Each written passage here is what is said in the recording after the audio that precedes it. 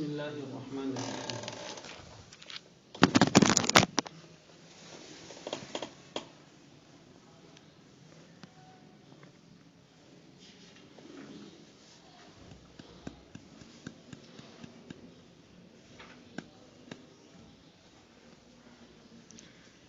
میم ساکن کے بعد با کے آنے پر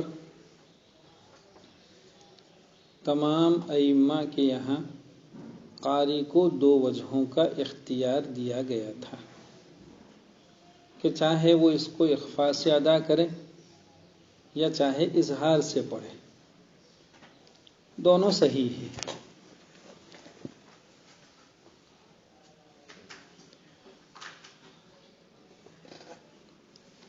لیکن ایسے موقع میں اظہار کی بنسبت اخفاء سے ادا کرنا یا اخفاء کرنا یہی اولا ہے، قوی ہے.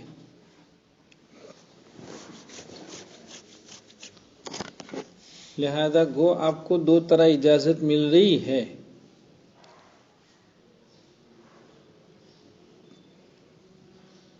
تو استحضار کی نیت سے، مسئلہ یاد رکھنے کی نیت سے تو کبھی کبھی آپ اظہار کر لیں. باقی یہ ہے کہ معمول بہا اخفاء کو بنانا چاہیے، اس لیے کہ اخفاء والی وجہ وہ قوی بھی ہے من حیث الروایت. کیا معنی من حیث الروایت قوی؟ میم ساکن کے بعد با کے آنے پر زیادہ تر ناقلین، اکثر روات اخفاء ہی نقل کرتے ہیں. ناقلین اظہار بہت کم ہیں ضرور، لیکن اخفاء کی بنسبت وہ ناقلین کم ہیں تعداد میں. تو تعداد ناقلین کے اعتبار سے اور روایت کی قوت کے اعتبار سے اخفاء مقدم ہے اظہار پر، اس کو ترجیح حاصل ہے.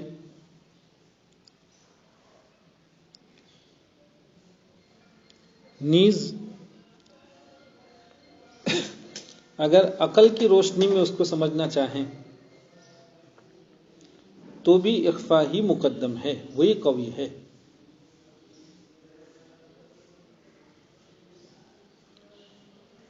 جس کو ہم نے کل تھوڑا بہت سمجھ لیا ہے کہ میم ساکن کے بعد با کا آنا ایک مخرج کے دو حرفوں کا جمع ہونا ہے. میم اور با متحد المخرج، اور ایک مخرج کے دو حرفوں کے جمع ہونے پر ہمیشہ ادغام ہوتا ہے.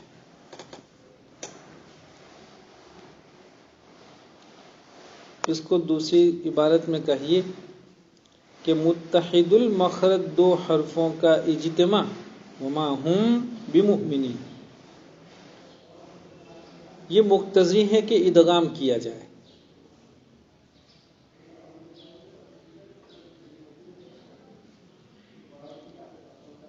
کل بتلایا تھا کہ ادغام کریں گے تو میم کی صفت گننا چلی جائے گی، وہ باقی نہیں رہے گی. تو میم کی صفت گننا کی صیانت، اس کو بچانا، یہ مقتضی ہے کہ ادغام نہ کیا جائے بلکہ اظہار کیا جائے. ادغام کریں گے تو کبھی نہیں بچ پائے گی وہ.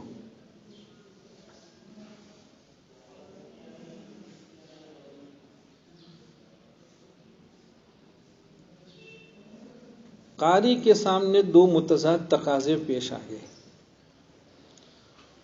ایک تقاضا تو مقتضی ہے ادغام کا، ایک تقاضا تو ہے ادغام کا، اور دوسرا تقاضا ہے اظہار کا. اب ظاہر بات ہے دونوں میں سے کسی ایک تقاضے پر عمل کرے گا، اس تقاضے کی رعایت، لیکن دوسرے تقاضے کی عدم رعایت ہوئی. اظہار کرتا ہے گویا اس نے گننے کو تو بچا لیا، لیکن متحد المخرج دو حرف جمع ہوئے تھے اور وہ تقاضا کر رہے تھے ادغام کا، اس کی طرف تو نظر ہی نہیں کی. صرف نظر ہوا. اگر کوئی ادغام کرتا ہے تو علت تجانس، ایک مخرج کے دو حرفوں کا جمع ہونا، علت تجانس کی رعایت تو ہوئی، ادغام کیا، لیکن گننے کو تو بچا ہی نہیں سکے.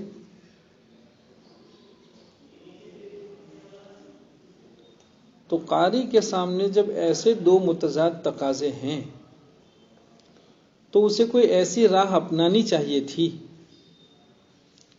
کہ وہ بیک وقت دونوں کی رعایت کر سکے، بیک وقت دونوں کا تھوڑا تھوڑا خیال کر سکے، کوئی بین بین کی راہ نکالے. اور وہ بین بین کی راہ کیا ہے؟ اخفا ہے. ادغام بھی نہیں، اظہار بھی نہیں، بلکہ اخفا ہے. آپ نے تعریف پڑھی اخفا کی، اظہار و ادغام کے درمیان ادا کرنا. معلوم ہوا اخفا یہ مجموعہ ہے.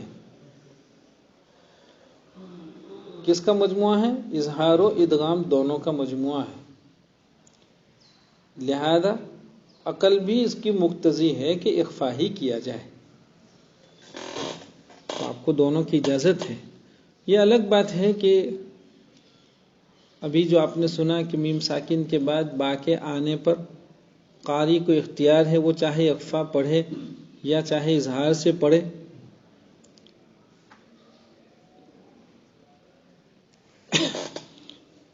علمی استحضار کے لیے، علمی استحضار نہیں سن رہا ہم، چونکہ ہم عام متن تو ہم اخفا ہی کرتے ہیں. کل ہم نے پڑھا کہ اچھا اس میں تو اظہار کی بھی اجازت ہے، تو کل آپ کے علم میں اضافہ ہوا. اس کو تازہ رکھنے کے لیے، اس کو محفوظ رکھنے کے لیے آپ کو گاہے گاہے اظہار کرنا چاہیے، تاکہ آپ کی معلومات میں یہ بات رہے کہ بھئی یہ بھی جائز ہے. لیکن اس استحضار کے لیے عوام کا پلیٹ فارم استعمال نہیں کرنا چاہیے. عوام کا پلیٹ فارم نہیں سمجھ میں آئے.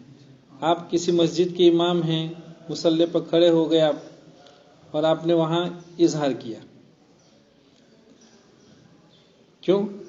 بھائی آپ نے فوائد مکیہ پڑھی ہے، کچھ تو فائدہ ہونا چاہیے، لوگوں کو معلوم ہونا چاہیے کہ آپ نے فوائد مکیہ پڑھی ہے، تو آپ نے اظہار کیا. اب بہت سے لوگ بیچارے الجھن میں، ان کی نماز خراب ہوگی، چونکہ ان کی معلومات میں اظہار کا جواز نہیں ہے. نہیں سمجھا؟ ان کی معلومات میں میم ساکن کے بعد با کے آنے پر صرف اخفا ہے، اظہار کا جواز ان کی معلومات میں نہیں. وہ نمازی میں تھوڑی دیر کے لیے آپ پر اعتراض میں ادھر ادھر میں سب، تو ان کا بہت سا وقت اور نماز کا بہت سا حصہ اسی کی نظر ہو جائے گا. اس لیے عوام کا پلیٹ فارم استعمال نہیں کرتے. اپنی انجمن ہو ایک، یا ادارہ ہو جہاں ارباب علم آباد ہوتے ہیں، وہاں ادارہ جو ہے وہ ارباب علم سے عبارت ہوا کرتا ہے، تو ایسے مواقع میں پڑھتے ہیں. اور ضرور پڑھنا چاہیے تاکہ لوگوں کے سامنے وہ دوسری وجہ کا جواز بھی رہے. جب لوگ ایسی وجوہات کو پڑھنا پڑھانا چھوڑ دیتے ہیں تو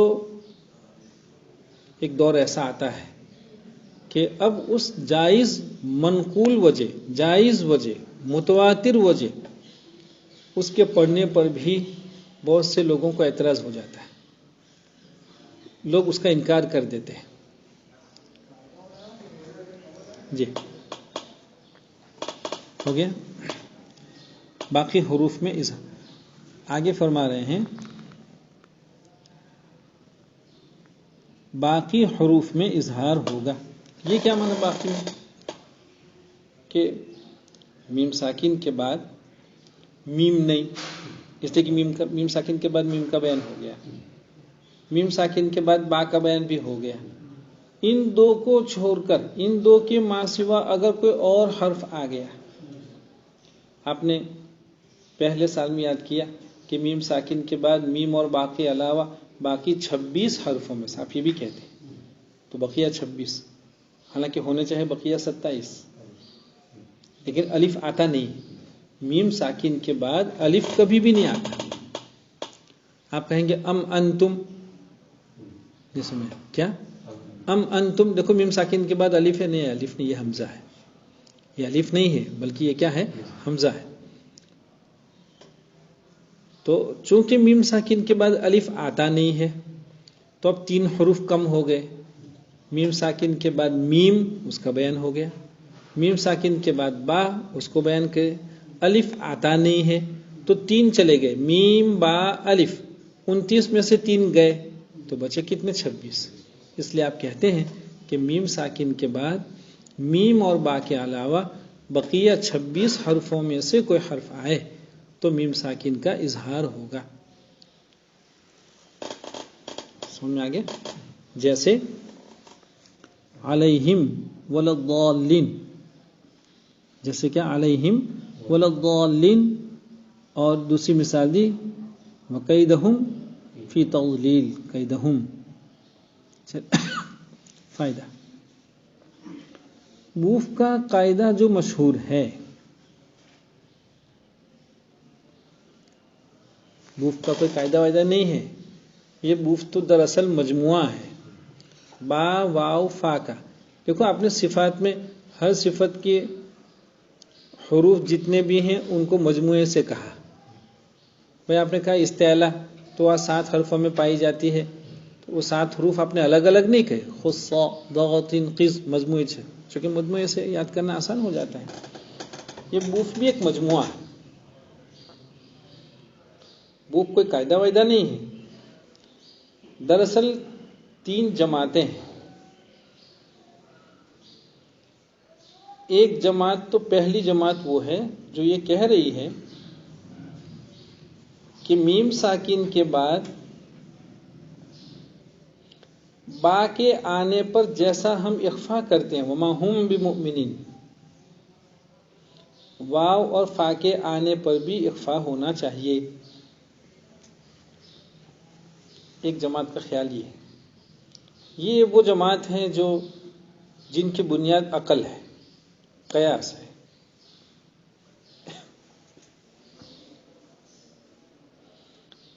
ویسے علامہ جزری رحمۃ اللہ علیہ نے ایسے لوگوں کو غبی فرمایا ہے جو اس طرح کا قیاس لڑاتے ہیں اور فرماتے ہیں کہ ان کو قیاس کا بھی سلیقہ نہیں ہے. عربی قیاس کیجئے کوئی حرج نہیں، لیکن قیاس کے اصول سے پہلے واقفیت ہونی چاہیے. میم ساکن کے بعد با تو کہا اخفا ہوگا، کہا واو اور فا میں بھی اخفا ہونا چاہیے. کہا کیوں؟ کہا دیکھو میم اور با یہ دونوں متحد المخرج علت تجانس اور اس کی وجہ سے ادغام متجانسین. کہا حروف شفویہ 4 با میم واو فا، تو میم ساکن کے بعد واو یہ دونوں بھی متحد المخرج، ایک مخرج کے. جیسا میم اور با ایک مخرج کے ہیں اور ادغام کا تقاضا تھا، ایسے ہی میم اور واو بھی ایک مخرج کے ہیں، لہذا تقاضے ادغام ہے، ادغام کرنا چاہیے. ادغام کیجئے، کیا ہوا؟ علیہو، کیا ہوا؟ علیہو، گننا گیا. جو پریشانی آپ کو میم ساکن کے بعد با میں تھی وہ 2 پریشانیاں یہاں بھی ہیں.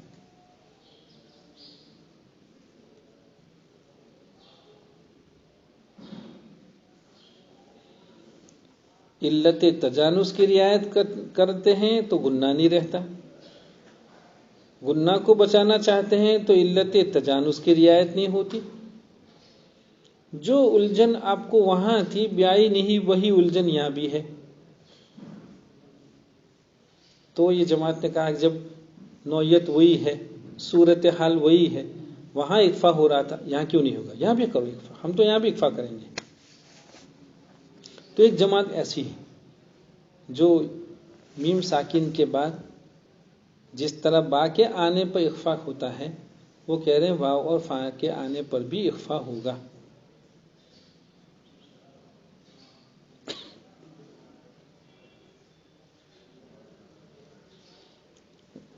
جزری نے ان کو غبی کیوں کہا جانتے ہیں؟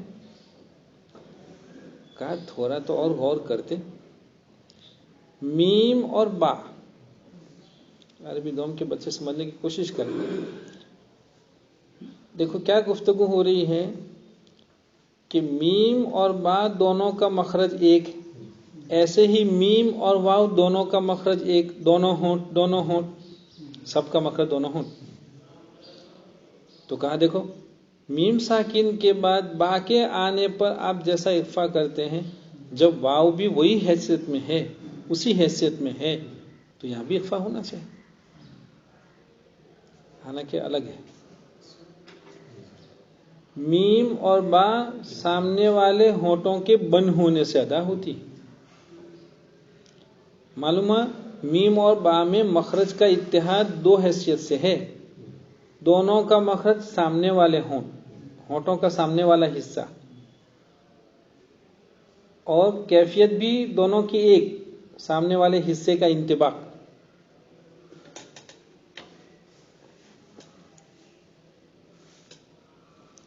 میم اور واو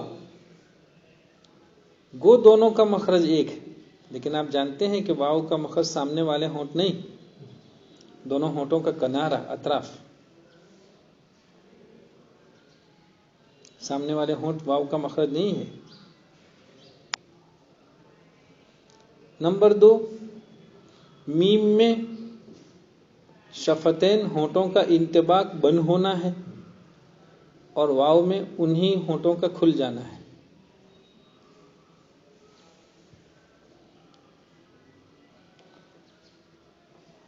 اگر آپ نے اس بات کو سمجھا ہے تو اب کہیے کہ میم اور با میں جتنی گہری مناسبت اور جتنا مضبوط تعلق تھا کہ ہونٹوں کے سامنے والے حصے سے دونوں ادا ہوتے ہیں اور سامنے والے حصے کو بند کرنے سے ادا ہوتے ہیں، کیا میم اور واو میں یہ مناسبت ہے؟ میم کا مخرج سامنے والے ہونٹ، واو کا مخرج دونوں ہونٹوں کا کنارہ، میم کا مخرج دونوں ہونٹوں کا بند ہونا، واو کا مخرج انہی ہونٹوں کا کھل جانا. تو قیاس بھی کیسے کرتے ہیں؟ قیاس کرنے کے لیے بھی تو اصول چاہیے. آیا سمجھ میں؟ خیر، تو ہم یہ کہہ رہے تھے کہ ایک جماعت اس کی قائل ہے کہ میم ساکن کے بعد جس طرح با کے آنے پر اخفا ہوتا ہے، واو اور فا کے آنے پر بھی ہم تو کریں گے، اس لیے کہ بات وہی ہے، وہی الجھن یہاں بھی ہے. لیکن یہ جماعت غلط، ان کا واو اور فا کے آنے پر اخفا غلط. کیوں غلط؟ دو وجہ سے. ایسا اخفا منقول ہے نہیں، لہذا نقل اور روایت سے اس کی تائید نہیں. نمبر 2، رہا قیاس، رہی عقل، تو میم اور با کے درمیان میں جو رشتہ تھا،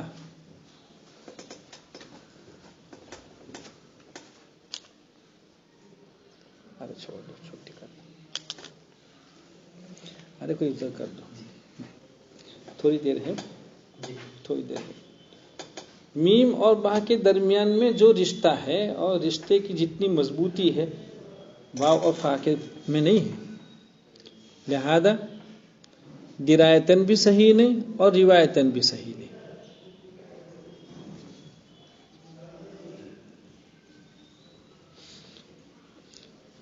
اس لیے اس جماعت کا واو اور فا میں اخفا کو کہنا یہ روایتاً درایتاً دونوں طرح صحیح نہیں ہے. ایک جماعت ہو گئی. دوسری جماعت وہ کیا ہے؟ کہا بھائی دیکھیے، جس طرح میم ساکن کے بعد واو اور فا کے آنے پر اظہار ہوتا ہے، آپ نے پڑھا 26 حرفوں میں سے کوئی حرف آ جائے، میم ساکن کے بعد واو اور فا کے آنے پر جیسا اظہار ہوتا ہے، با کے آنے پر بھی کرنا چاہیے. یہ جماعت صحیح، اس لیے کہ ابھی آپ نے پڑھ لیا کہ دونوں کی اجازت. میم ساکن کے بعد با کے آنے پر قاری اخفا بھی کر سکتا ہے، اظہار بھی کر سکتا ہے.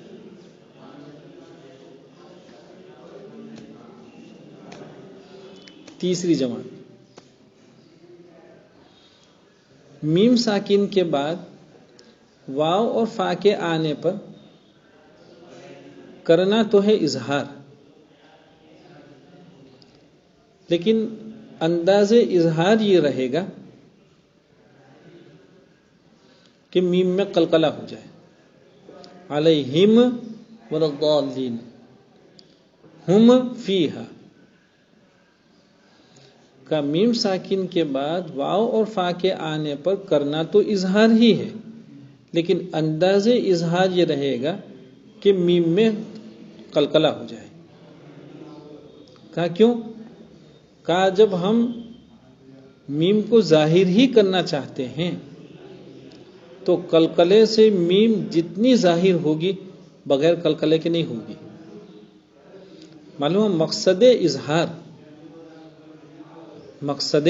اظہار قلقلے سے جتنا حاصل ہوتا ہے بغیر قلقلے کے نہیں ہوگا.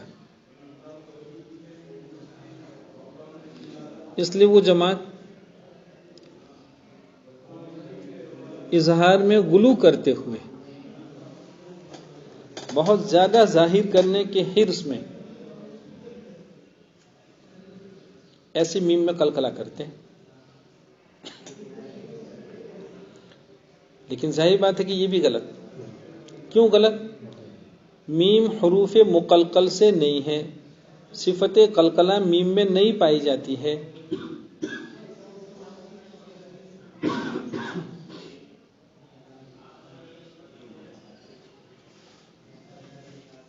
اس لیے اب اس میں قلقلہ ادا کرنا فی غیر محل.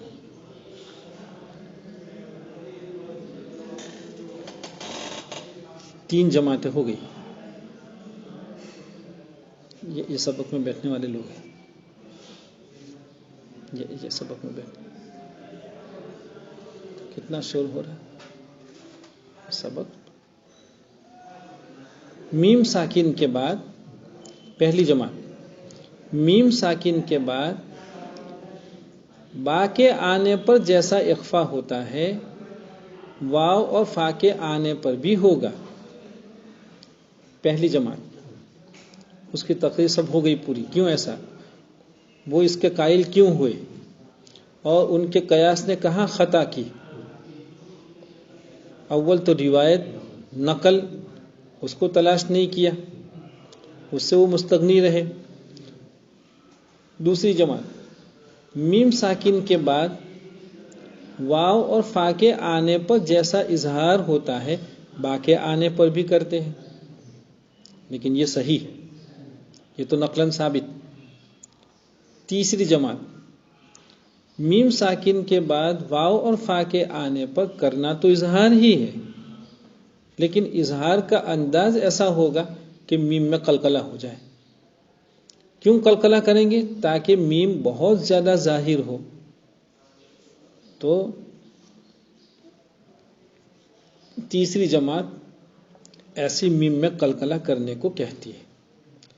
تو کل یہ جماعتیں ہو گئی تین، اور تین میں سے آپ نے دیکھا کہ پہلی اور تیسری غلط، دوسری صحیح. تین جماعتوں کے مجموعی فکر کو یہ بوف سے تعبیر کیا جاتا ہے. نہیں سمجھا ہے؟ بوف کوئی قاعدہ نہیں ہے.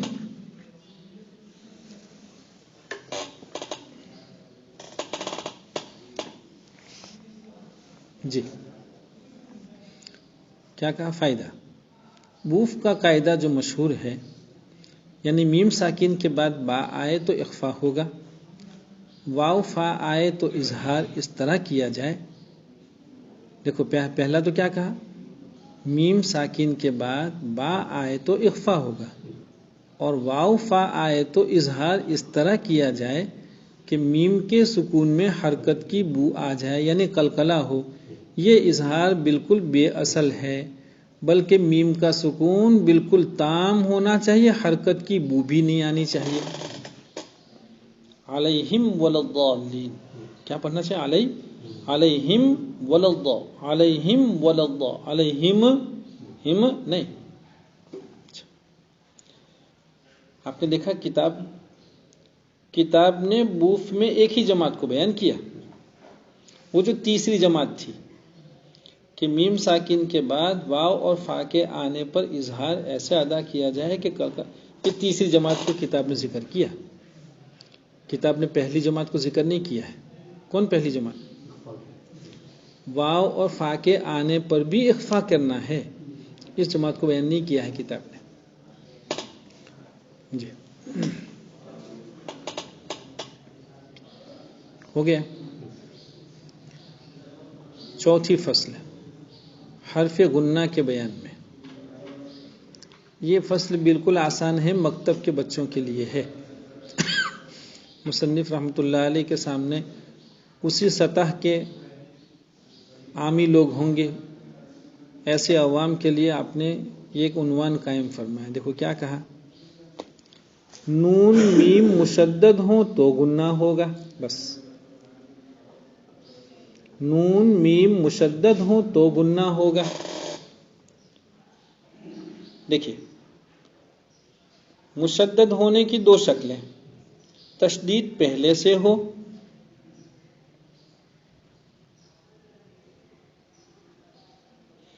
یا تشدید ادغام کی وجہ سے آئی ہو. دیکھو ایک ہے ثم، تشدید پہلے سے، الیکم مرسلون، ادغام کیا اور تشدید آئی. تو نون اور میم کا مشدد ہونا چاہے اصلاً ہو یا چاہے بعد ادغام کے ہو، لیکن جب بھی ان دونوں میں سے کسی پر تشدید ہو تو غنہ ہوگا. لیکن آپ جانتے ہیں کہ اس غنہ سے مراد غنہ زمانی ہے. اس غنہ سے مراد غنہ زمانی ایک الف کے بقدر، وہ غنہ آنی مراد نہیں ہے. دیکھو جب بیان ختم ہوگا تو سمجھائیں گے کہ یہ غنہ زمانی صفت عارضہ ہے، اور عارضہ کی تعریف میں آپ نے یہ کہا کہ جو کسی عارض عامل سبب پر موقوف ہو. ابھی آپ نے دیکھا کہ ایک الف تک غننے کے لیے کیا سبب بیان ہوا، تشدید. نون اور میم پر کیا ہو، تشدید. معلوم ہو تشدید ایک عامل ہے جو غننے کو لمبا کروا رہی ہے، آنی سے زمانی میں لے جا رہی ہے، ذاتیہ سے عارضہ میں لے جا رہا ہے، ایک عارض ہے. ایسے ہی نون ساکن اور تنوین کے آگے سوائے حروف حلقی اور لام را کتنے ہو گئے، 8. حلقی 6، لام را ہو گئے کتنے، 2، 6 2 ہو گئے 8. تو کہا ان 8 کے ماسوا جو حرف آئے گا غنہ ہوگا. نون ساکن کا بیان پورا ہو گیا. نون ساکن کے بعد، نون ساکن یا تنوین کے بعد 8 حرفوں میں سے کوئی حرف آئے تو غنہ نہیں کرنا ہے، باقی جو بھی آئے گا کیا کرنا ہے، غنہ کرنا ہے.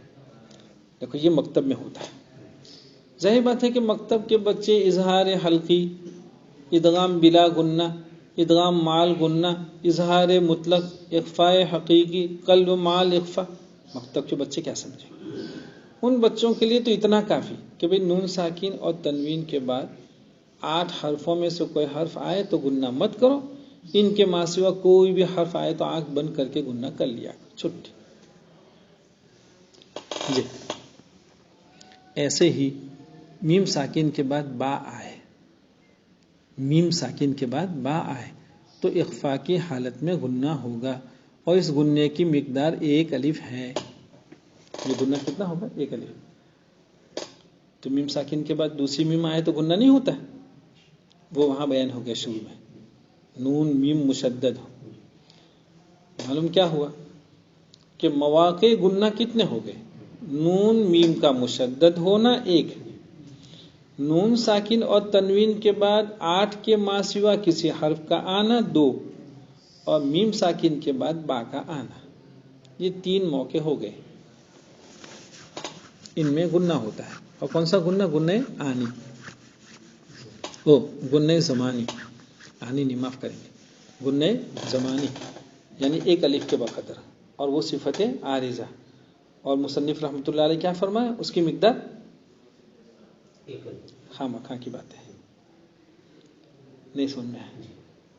ہاں تم اصحاب تدویر کو سنو، اصحاب تدویر کو سنو، اصحاب ترتیل کو سنو. یہ کون سا 1 الف ہے، یہ نہیں سن میں آ رہا ہے. ایسا لگتا ہے کہ فن میں جو الف ہے نہیں وہ 10 طرح کا ہے. کوئی ترتیل پڑھ رہا ہے تو ایک الف اتنا لمبا کر رہا ہے جو توسط تک پہنچ جاتا ہے. 2 3 الف تک ایک الف ہی گننا ہی چلتا رہتا ہے.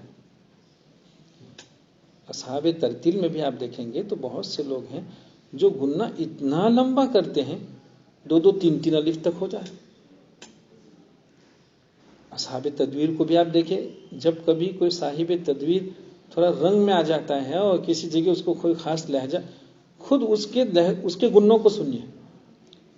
اصحاب ترتیل میں سے کوئی صاحب اگر تدویر اصحاب تدویر میں سے جو لوگ تدویر پڑھتے ہیں ان میں سے آپ کسی کو بھی سنیں جن کی تدویر بہت مشہور ہے، بہت اچھا پڑھتے ہیں، وہ کیا کرتے ہیں؟ ایک رکوع، اب ایک رکوع میں آپ دیکھیے اگر 10 گننے آ رہے ہیں تو ان میں سے 7 گنوں کی مقدار الگ الگ ہوگی.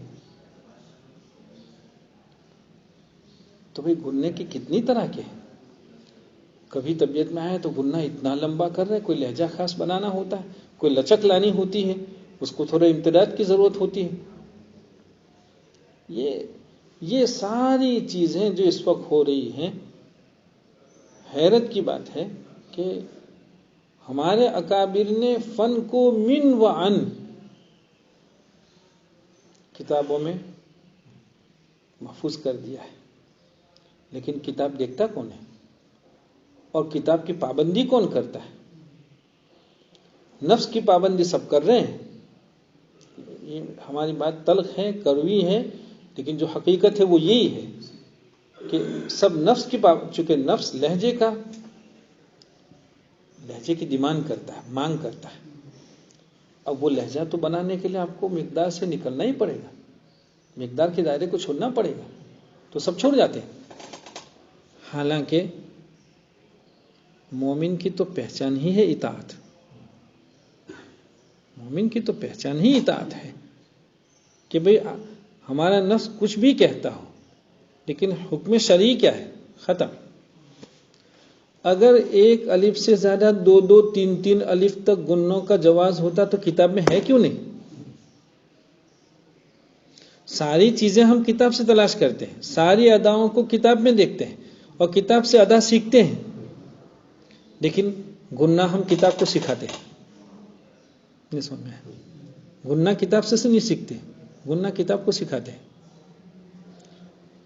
دھیان دینا چاہیے، اس طرح نہیں ہوتا ہے.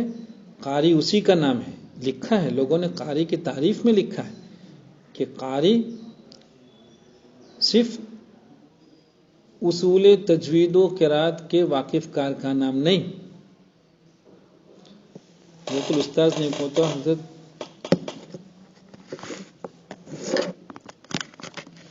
قاری عبد المالک صاحب رحمۃ اللہ علیہ کے متعلق سنایا کہ لوگ ان کی ادا سے کتاب سمجھا کرتے تھے.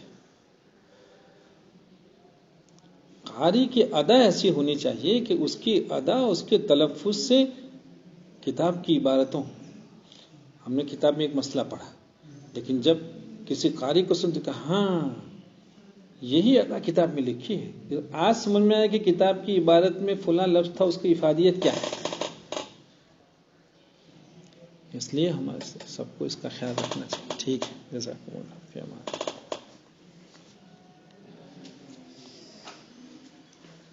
مد میں بھی ایسا ہی ہوتا ہے، ہمارے لوگ مد میں بھی ایسا ہی کرتے ہیں. ترتیل پڑھ رہے ہیں، اتنی مرتبہ یہ کڑوی باتیں کڑوے انداز میں اتنی مرتبہ کہی کہ دیکھو یہ سب غلط ہے. ہم مجموع میں سب کی رعایت کرتے ہیں اور مجمع میں کبھی کسی پر کوئی نکیر نہیں کرتے ہیں، حوصلہ افزا گفتگو کرتے ہیں، لیکن لوگ سمجھتے نہیں ہیں. کئی موقع ایسا ہو، ایک مجلس میں ہم موجود ہیں، ایک جوان آ رہا ہے، وہ ترتیل پیش کر رہا ہے، 5 مد منفصل آئے، ایک مد منفصل میں کچھ مقدار ہے، دوسرے مد منفصل میں کچھ مقدار ہے. کیا ہو رہا ہے؟ کیا کتابوں میں آپ نے یہ نہیں پڑھا کہ جو وجہ پہلی جگہ اختیار کرتا ہے اخیر تک اسی پر باقی رہنا چاہیے؟ توسط ہے تو توسط، طول ہے تو طول. اور اسی طرح مقدار مد میں بھی جو مقدار پہلی جگہ لے کر چل رہے ہیں وہی آخر تک، لیکن ہے ہی نہیں، کہیں نہیں ایسا ہوتا۔ وہ لہجوں میں ایسا ڈوب جاتے ہیں، وہ گم ہو جاتے ہیں۔ اللہ کے بندو یہ سب صحیح نہیں ہے۔ جب ہم الحان اور انغام کے درمیان کا فرق جانتے ہیں، انغام شرعاً جائز نہیں ہے، تو ہماری قرات تو انغام میں جا رہی ہے۔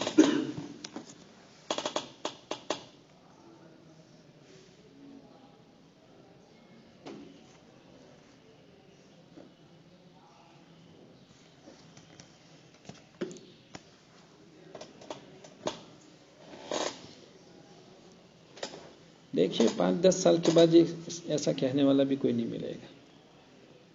کرتے رہو فن کے ساتھ جو کچھ چھیڑخانی کرنی ہو، فن کی تصویر کو جیسا خراب کرنا ہو کرتے رہو، اللہ کے یہاں جواب دینا۔ محرفین میں نام آئے گا، قراء کا اداؤں کے محافظین میں نام نہیں آئے گا، محرفین میں نام آئے گا، یاد رکھو، مت سمجھو۔